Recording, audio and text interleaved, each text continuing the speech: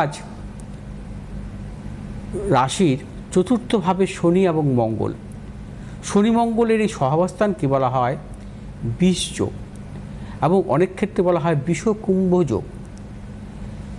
চতুর্থভাবে শনি মঙ্গলের সহাবস্থান যে কোনো জাতক জাতিকার ক্ষেত্রে জন্মকালীন অত্যন্ত অশুভ।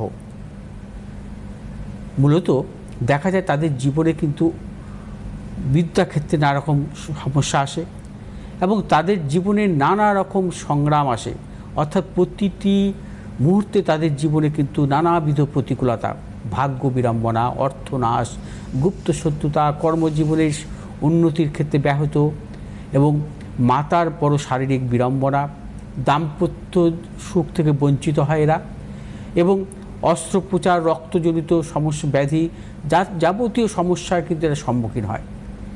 এবং অনেক জাতিকার ক্ষেত্রে আমরা বলি বিষকন্যা যোগ, অর্থাৎ তাদের মানসিকতাও কিন্তু অত্যন্ত অশুভ হয়।